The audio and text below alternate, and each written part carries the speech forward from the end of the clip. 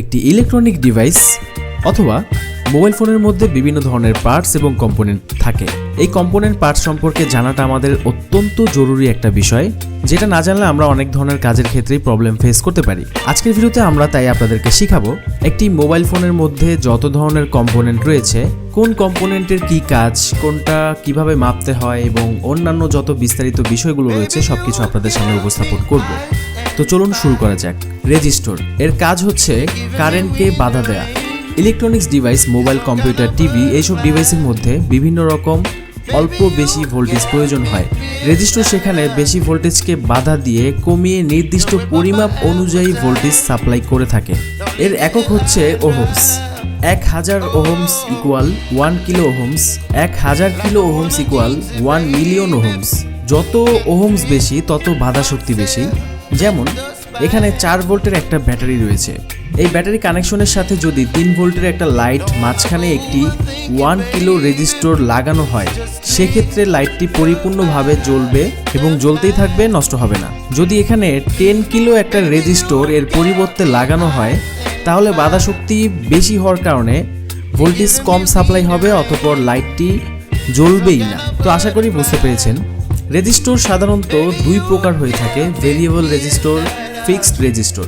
Variable resistor আপনি ইচ্ছামতো কমানো বাড়ানোর সুযোগ পাবেন। যেমন একটি ফ্যানের রেগুলেটরের মধ্যে কিন্তু ভেরিয়েবল রেজিস্টর থাকার কারণে আপনি ফ্যানের পাওয়ারটাকে কমাতে এবং বাড়াতে পারেন। দ্বিতীয়ত ফিক্সড মানে হচ্ছে নির্দিষ্ট পরিমাপ থাকবে, যেটা কমানো অথবা বাড়ানো যাবে না।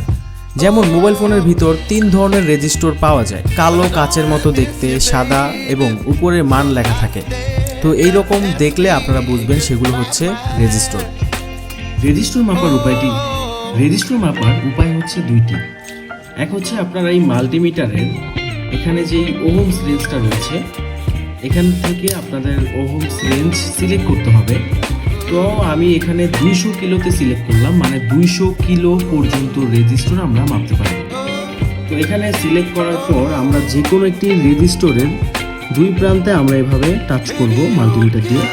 তো সেই রেজিস্টরের কতটুকু মান আছে সেটা এখানে শো করবে। যেমন এখানে এই রেজিস্টরটা, যেটা আমি কাঙ্ক্ষিত এখন মাল্টিমিটার দিয়ে 2 প্রান্তে ধরেছি, সেই রেজিস্টরটা 63.3 কিলো ওহমসের একটি রেজিস্টর, মানে 63 কিলো ওহমসের একটি রেজিস্টর আমরা মেপেছি।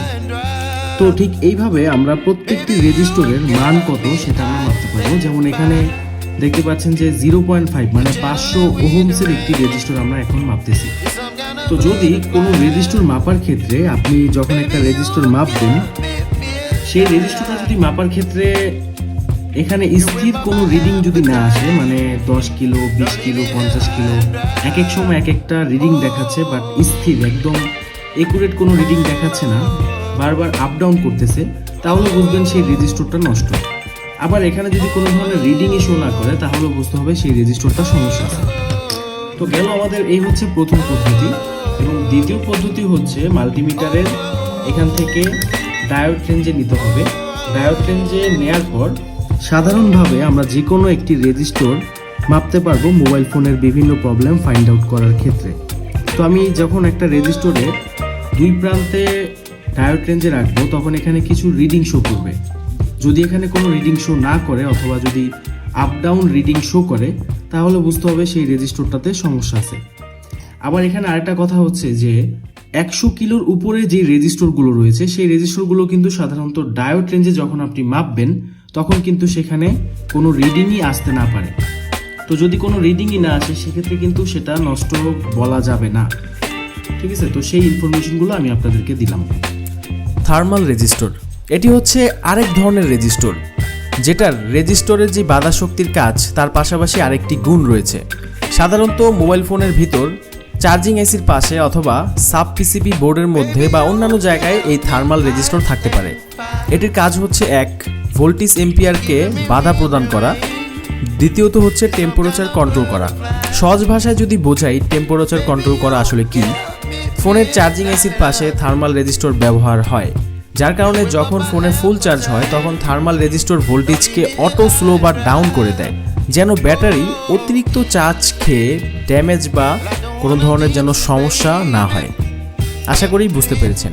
তাহলে থার্মাল রেজিস্টরের দ্বিতীয়ত যে গুণটা রয়েছে, সে পরিস্থিতি অনুযায়ী যদি দেখে যে কোথাও কোনো ধরনের প্রেশার পড়তেছে, তখন সে তার লাইনটাকে ডিসকানেক্ট করে দেয় অথবা লাইনটাকে স্লো করে দেয়।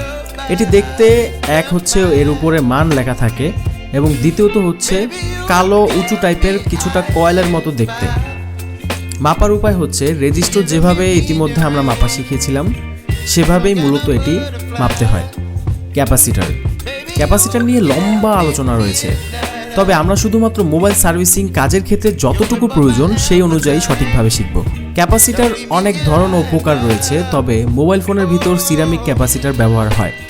মোবাইল ফোনের মধ্যে সিরামিক ক্যাপাসিটারগুলো সাধারণত বাদামি কালার হয়ে থাকে, তাই মোবাইল ফোনের সার্কিট অথবা অন্যান্য অ্যাসেম্বলি সার্কিটের মধ্যে বাদামি কালার রঙের যদি কোনো কম্পোনেন্ট দেখতে পান, সেটা বুঝতে হবে আপনাকে সেটা হচ্ছে ক্যাপাসিটার। আবার কোনো সময় সাদা কালার ক্যাপাসিটারও পাওয়া যায়, তখন আপনাকে মেপে বুঝতে হবে যে আসলে সেটা সাদা কালার কোনো রেজিস্টর নাকি ক্যাপাসিটার। এটি নন পোলার, মানে হচ্ছে এটার কোনো প্লাস মাইনাস নেই, এটি আপনি চাইলে ঘুরিয়ে যেভাবে খুশি সেভাবে লাগাতে পারবেন। সিরামিক ক্যাপাসিটারের কাজ হচ্ছে বিদ্যুৎ ইলেকট্রিসিটি জমা রাখা, অর্থাৎ ভোল্টেজ এম্পিয়ারকে জমা রাখে। দ্বিতীয়ত হচ্ছে ওভার ভোল্টেজ বা বেশি চাপ হলে তখন সেই চাপগুলো লোড না নেয়ার কারণে অন্যান্য আইসিগুলো ক্ষতিগ্রস্ত না হয়ে সে নিজে নিজেই শর্ট বা লিকেজ ড্যামেজ হয়ে যায়, যার ফলে অন্যান্য যে সার্কিটগুলো থাকে আশেপাশে সেগুলো সুরক্ষিত রাখে। সহজ ভাষায় মানে হচ্ছে নায়ককে গুলি করলো, নায়িকা ক্যাপাসিটার গুলি খেয়ে মরে গেল, নায়ককে প্রোটেকশন দিয়ে নায়ক বেঁচে গেল। সো এটাই। ক্যাপাসিটার মাপার জন্য আমাদের মাল্টিমিটারটি বাজার মুড সিলেক্ট করতে হবে। বাজার মুড বলতে বোঝায় দুই প্রান্তে শর্ট করলে একটা বিপস শব্দ আসে। ওকে, তো তারপর আপনি যেই ক্যাপাসিটারটি মাপবেন সেই ক্যাপাসিটারের দুই প্রান্তে যখন টাচ করবেন, দুই প্রান্তে টাচ করার পর যদি এখানে বিপ আসে তাহলে বুঝতে হবে সেই ক্যাপাসিটারটা লিকেজ অথবা শর্ট রয়েছে, মানে সেই ক্যাপাসিটারটা নষ্ট রয়েছে। তো এইভাবে হচ্ছে আমরা একটি ক্যাপাসিটার পরিমাপ করতে পারবো বাজার মুডের সাহায্যে। ক্যাপাসিটারের একক হচ্ছে ফ্যারাড। সিরামিক ক্যাপাসিটারে সাধারণত 1 PF থেকে 100 কিলো PF পর্যন্ত ফ্যারাড থাকে।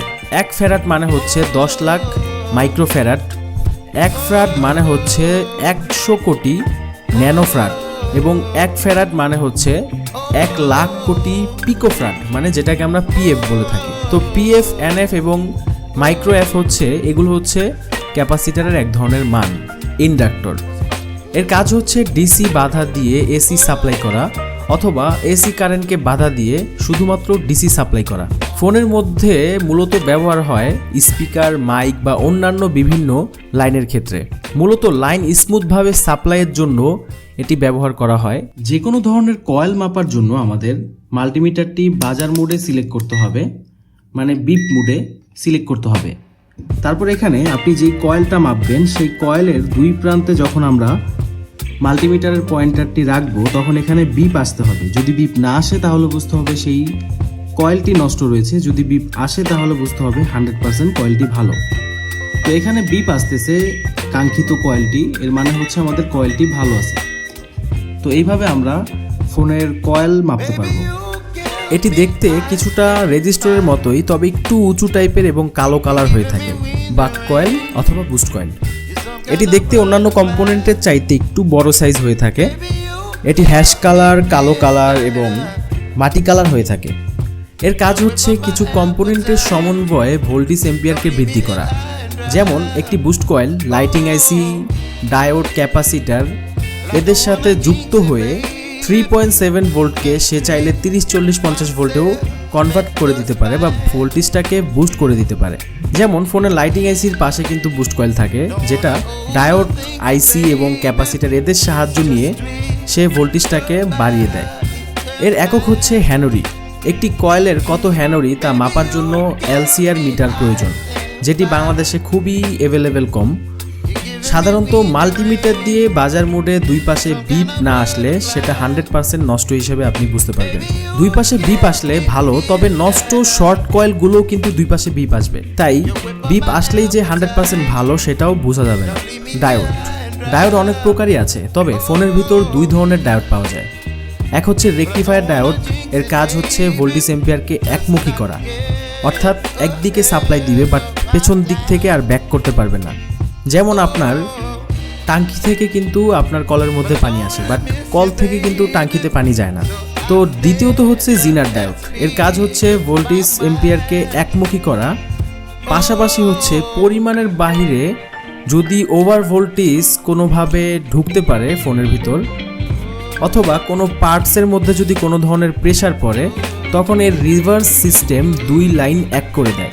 তখন ডায়োডটা 2টা লাইন এক হয়ে শর্ট হয়ে অন্যান্য কম্পোনেন্ট বা অন্যান্য পার্টসগুলোকে সুরক্ষিত রাখে। এটি দেখতে আইসির মতো কালো কালার থাকে। ডায়োড মাপার উপায় হচ্ছে মাল্টিমিটারটি আমাদের ডায়োড রেঞ্জে রাখতে হবে। তো এখানে ডায়োড রেঞ্জে রাখার পর আমরা যখন কোনো একটা ডায়োড মাপবো, তখন দুই পাশে এইভাবে টাচ করলে একদিকে কোনো ধরনের রিডিং আসবে না, এবং যখন আমরা লাইনটা ঘুরিয়ে আবার আরেক দিকে রিডিং মাপবো, তখন এখানে কিছু রিডিং শো করবে। যদি এমন হয় যে আপনি যখন একটি ডায়োড মাপবেন তখন একদিকে রিডিং আসতেছে, অন্যদিকে রিডিং আসে না, তাহলে বুঝবেন 100% সেই ডায়োডটি ভালো। যদি এমন হয় যে দুই দিকেই রিডিং আসতেছে, তাহলে বুঝতে হবে সেই ডায়োডটিতে শর্টিং আছে। আবার যদি এমন হয় যে ডায়োডের দুই প্রান্তে মাপার পর কোনো প্রান্তেই কোনো ধরনের রিডিং নেই, তাহলে বুঝতে হবে ডায়োডটি ফিউজ হয়ে গেছে, মানে ডায়োডটি নষ্ট হয়ে গেছে। তো এইভাবে আসলে আমরা ডায়োড পরিমাপ করে থাকি। ট্রানজিস্টর এর 3টি পা থাকে, সোর্স, গেট এবং ড্রেন।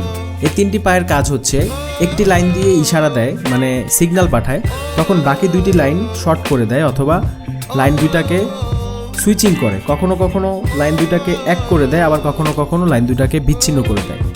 সহজ ভাষায় যদি বোঝাই, ধরেন আপনার কাছে একটি টিপকল আছে। আপনি যখন টিপকলের চাবিটা ঘোরাবেন, তখন কিন্তু 2টা লাইন সুইচিং হয়ে অপর পাশ থেকে পানিটা আউটপুট হবে। আবার যখন আপনি সুইচিং করবেন, তখন কিন্তু অপর পাশ থেকে পানিটা আসা বন্ধ হয়ে যাবে। তাহলে বোঝা গেল এটা হচ্ছে সুইচিং করে। তো এটি দেখতে হচ্ছে কালো কালার এবং 3 পা বিশিষ্ট। ফোনের মধ্যে বেশিরভাগ মসফেট থাকে, metal oxide semiconductor field effect transistor. এই ট্রানজিস্টরটি ফোনের বিভিন্ন জায়গায় পাওয়া যায়। এটি সাধারণত 3 পা বিশিষ্ট থাকে এবং দেখতে হচ্ছে কালো কালার। ক্রিস্টাল দেখতে গোল্ডেন বা মাটি কালার থাকে। এটি 2 পা অথবা 4 পা বিশিষ্ট থাকে। এর কাজ হচ্ছে ফ্রিকোয়েন্সি উৎপন্ন করা, যেমন ফোনের SIM network, GPS network, wifi network, bluetooth network, এই ধরনের রেডিও ফ্রিকোয়েন্সিগুলো তৈরি করে দেয় ক্রিস্টাল। আবার ফোনের পাওয়ার চলার জন্য এবং সিপিইউ প্রসেসিংয়ের জন্য ক্লক ফ্রিকোয়েন্সি প্রয়োজন হয়, সেই ক্লক ফ্রিকোয়েন্সিগুলো ক্রিস্টাল তৈরি করে দেয়। ক্রিস্টাল মাপার উপায় হচ্ছে অসিলোস্কোপের মাধ্যমে চেক করা যায়। আইসি মানে হচ্ছে ইনগ্রিয়েটেড সার্কিট। আইসি 2 প্রকার, এক হচ্ছে অ্যানালগ আইসি এবং আরেকটি হচ্ছে ডিজিটাল আইসি। সকল ধরনের কম্পোনেন্ট ও ট্রানজিস্টর একত্রিত করে যেই সার্কিট গঠিত হয় তাকেই বলে হচ্ছে আইসি। ডিজিটাল আইসি মানে ফোনের ভিতর 2 ধরনের আইসি পাওয়া যায়, লেগ আইসি ও বল আইসি। এবং আইসির কাজ হচ্ছে বিভিন্ন সেকশন প্রসেসিং করা, মেনটেন্স করা, বিভিন্ন জায়গায় পাওয়ার সাপ্লাই করা, অ্যাটসেট্রা। আইসির অনেক ধরনের কাজ রয়েছে, সেই সম্পর্কে আমরা ইনশাল্লাহ পরবর্তীতে বিস্তারিত জানব। তো আমাদের এই ছিল আজকের ভিডিও। মোবাইল রিপেয়ারিংয়ের ক্ষেত্রে কম্পোনেন্ট সম্পর্কে যতটুকু ধারণা নেওয়া প্রয়োজন সবকিছু আপনাদের সামনে উপস্থাপন করার চেষ্টা করেছি। সবাই ভালো থাকবেন। আসসালামু আলাইকুম।